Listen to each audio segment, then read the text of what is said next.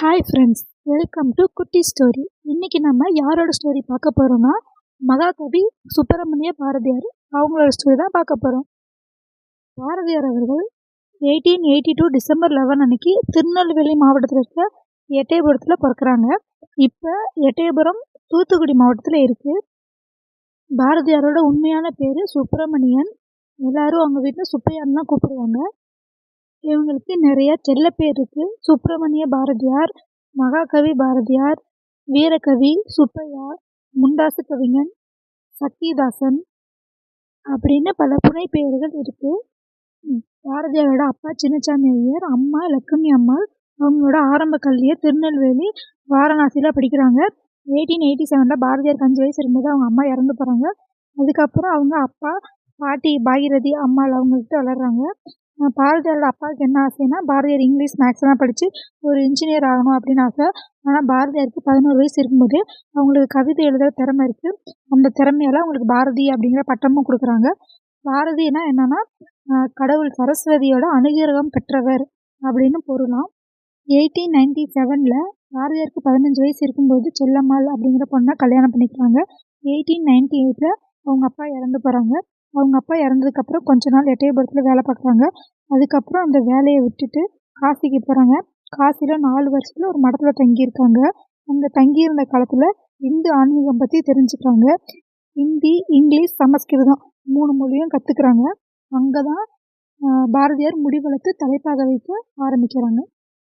1901 காசியிலேருந்து திரும்பி எட்டயபுரத்துக்கு வர்றாங்க. எட்டயபுரத்தில் இருக்க அரண்மனையில் கவிஞராக வேலை பார்க்குறாங்க. அந்த வருஷம் பாரதியார் எழுதிய விவேகபானு அப்படிங்கிற இதழ் வெளியாகுது. சுதேசமித்திரன் இதழில் இனி ஆசிரியராகவும் இருக்காங்க. 1904 இவங்களுக்கு தங்கம்மாள் அப்படிங்கிற பெண் குழந்தையும் பிறக்குது.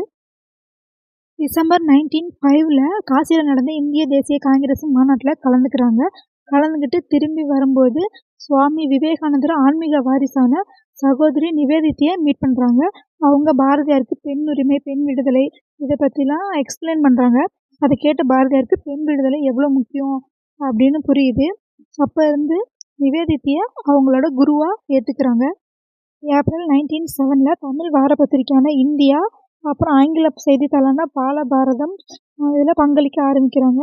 இந்த காலத்தில் பாரதியாரோட படைப்பாற்றல் வெளிப்படுத்த அந்த பத்திரிக்கை ரொம்ப சாதகமாக இருக்குது. பாரதியாரோட பாடல்கள் தேசியவாதம் முதல் கடவுளுக்கும் மனிதனுக்கும் இடையான உறவுலேருந்து பல சிந்தனைகளை உள்ளடக்கியதாக இருக்கும். இவர் உருசிய புரட்சி மற்றும் பிரெஞ்சு புரட்சி பற்றியும் எழுதியிருக்காங்க. 1907 சூரத்தில் நடக்கிற காங்கிரஸ் மாநாட்டில் கலந்துக்கிறாங்க. 1908 சகுந்தலா அப்படிங்கிற பெண் குழந்தைய அவங்களுக்கு பிறக்கிறாங்க. 1908 பாரதி எழுதி வந்த இந்தியா அப்படிங்கிற நாளிதழோட உரிமையாளரை கைது செஞ்சிடறாங்க.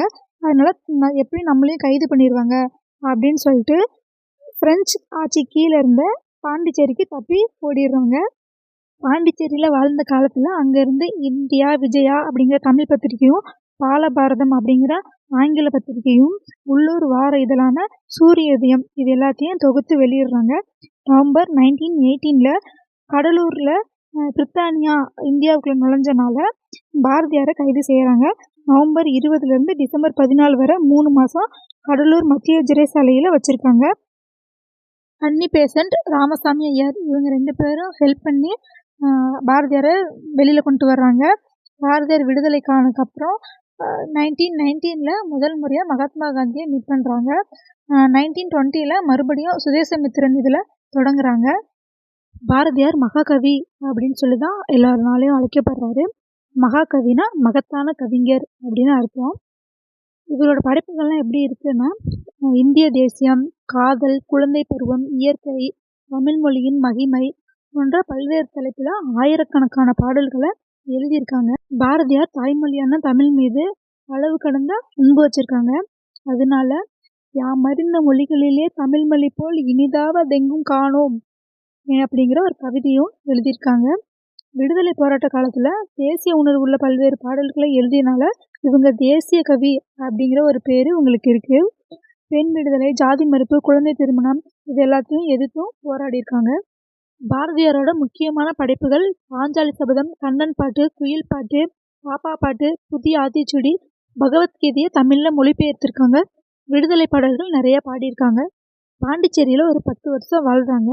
அப்போ 1920 அந்த டைமில் திருவல்லிக்கேணியில் இருக்க பார்த்தசாரதி கோயிலுக்கு எப்போதும் போவாங்க. போகும்போது அங்கே இருக்க யானைக்கு உணவு கொடுப்பாங்க எப்போதுமே. அப்படி ஒரு நாள் கொடுக்கும்போது அந்த யானையால் தாக்கப்படுறாங்க. தாக்கப்பட்டு ரொம்ப உடல்நிலை ரொம்ப மோசமாயிடுது. அப்போ சில மாதங்கள் ரொம்ப மோசமான உடல்நிலையில் தான் இருக்காங்க. அப்போ செப்டம்பர் 11, 1921 அன்னைக்கு அதிகாலையில் இறந்து போயிடுறாங்க. பாரதியார் இறந்ததுக்கப்புறம் அவர் பிறந்த வீடான எட்டயபுர வீடும் அவர் வாழ்ந்த வீடான பாண்டிச்சேரி வீடும் அவரோட நினைவு இல்லமாக வச்சுருக்காங்க. 2000 பாரதியாரோட வாழ்க்கை வரலாறு படமாக்கப்பட்டுச்சு. பாரதியாரோட கவிதைகள் தமிழ் திரைப்பட பாடல்களுக்குள்ள இடம்பெற்றுள்ளது. பல படங்களுக்கு பாரதியாரோட கவிதையிலிருந்து தான் தலைப்புகள் எடுத்து வச்சுருக்காங்க. பாரதியாரோட கவிதைகளை வச்சு தான் நிறையா தமிழ் பாடல்கள்லாம் எழுதப்பட்டிருக்கு. இப்போ அவங்கெல்லாம் இசையமைப்பாளர், பாடகர், பாடலாசிரியர் இவங்கெல்லாம் காப்பிரைட் கொடுக்குறாங்க. நம்ம அவங்களோட பாட்டு ஏதாவது ஒன்று போட்டால் அப்போ அவங்களே பாரதியாரோட கவிதையை தான் எடுத்து வச்சுருக்காங்க, பாட்டாக எழுதியிருக்காங்க. அப்போ பாரதியார் காப்பிரைட் கேட்டால் எல்லாம் என்ன பண்ணுவாங்க? இந்த வீடியோ உங்கள் எல்லாருக்கும் யூஸ்ஃபுல்லாக இருக்குன்னு நம்புகிறேன். இது மாதிரி இன்னும் நிறையா வீடியோ பார்க்க நம்ம சேனலை சப்ஸ்கிரைப் பண்ணுங்கள். தேங்க்ஸ் ஃபார் வாட்சிங்.